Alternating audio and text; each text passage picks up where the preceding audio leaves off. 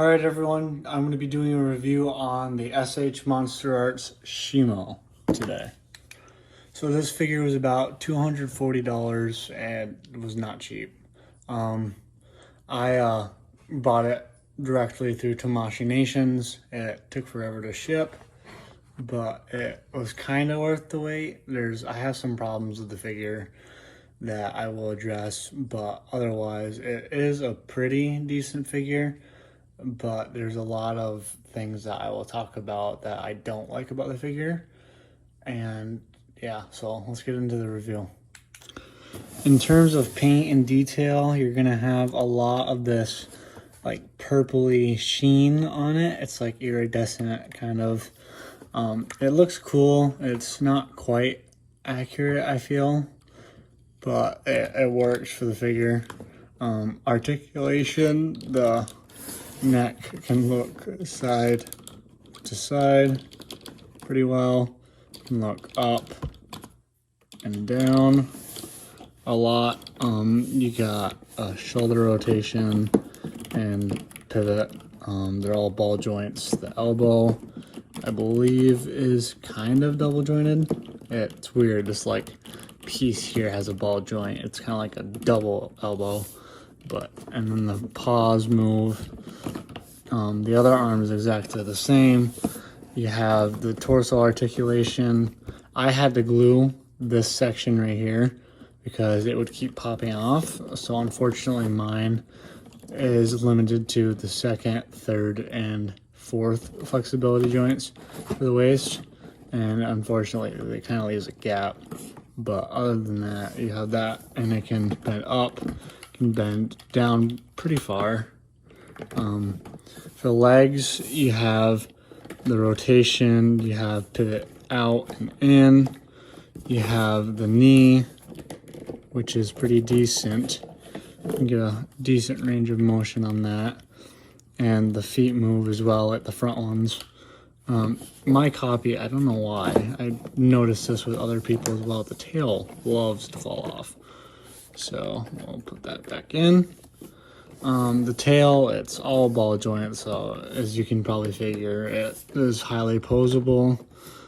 These little thagamizers here move, but I had to glue mine because they kept falling off, which was a big problem with a lot of people's copies.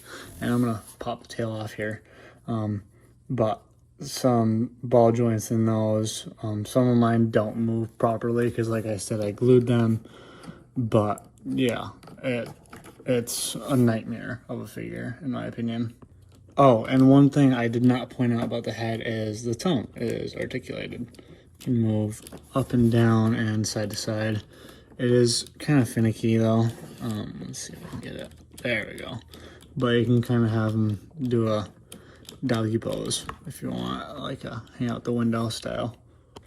In terms of posability, this guy is okay. I mean, it does have its flaws, but it has some decent flexibility, especially in the front arms here. The paint, like I said, you have that iridescent kind of sheen to it. I feel like the white is very flat. Like, it's not as like, what's the word, weathered. I mean, it's not necessarily weathered, but like, you know, you kind of have like that dirtiness that you have on the Haya toys. And this just feels like it's way too clean. Also, I feel like the teeth for Monsterarts were done pretty well. I mean, they could have done better in some areas, like right up here in the front two teeth. The eyes, I don't know why I have a little bit of like wayward pink on some of it. I don't know, let me try to focus my camera. But you can see around the eyes, there's just like little splotches of pink and blue, and I'm not sure why they're there.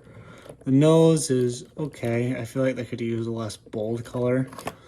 And probably one of my biggest problems when it comes to paint is this whole figure was painted white, but the problem is it was done on a grayish black base. So as soon as that paint chips, you have these really nasty looking spots on the paint job. So you really have to be very delicate with this figure, because if not, you're gonna have a lot of those spots show up. The underside here, you can see I have another one of those marks that my figure got scratched, and you just have that black underneath it, which is really much a pretty bad eyesore. You also, if you can see, you do have these little blue lines painted on, which I'm not sure if that was something Shimo had in the movie. I don't mind it on the figure. It's neither here nor there for me.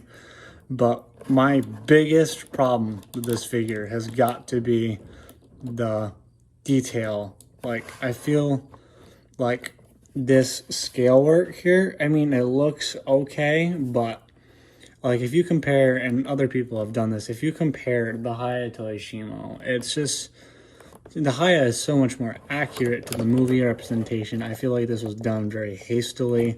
I feel like it's not accurate. It doesn't look like Shimo scales. The arms are a little more forgiving, but at the same time, like, I feel like a lot more could have been put into this for $240. Yeah, and also one of my big pet peeves is there's these two really long, thin crystals on the head that were not there in the movie. Like, why are they so much longer? That's, I don't know, it's just an eyesore for me. But other than that, I feel like this figure does a decent job of capturing a new image of Shimo. And then another thing I don't like is how the jaw, it doesn't have any sort of, like, the flaps that would be here for the, like, the skin folds in the jaw, which Hayatoy's managed to do pretty well, and I'll get into that in that review. For size comparison, we have the SH Monsterarts Mecha Godzilla, SH Monsterarts Godzilla Ultima, Hayatoy's Burning Godzilla, and Hayatoy's Female Muto. For pose check, we're gonna put this guy through a series of poses. And like I said, it has a decent range of motion. It's just, there is some flaws. I mean, like I said, some of the pieces like to fall off. The figure does a decent job, like I said, with a lot of different things, but at the same time, I feel like this could have been a lot better for the price range. But like I said, I highly recommend buying the Hayatoys over this one. I mean, if you really want to, you can get both like I did, but if you had to pick, I would definitely say to go with Hayatoys. Alright, well, that's going to wrap it up for this review. Thanks for watching and supporting the channel. I will be doing more reviews here pretty soon, so stay tuned for that, and thanks for watching.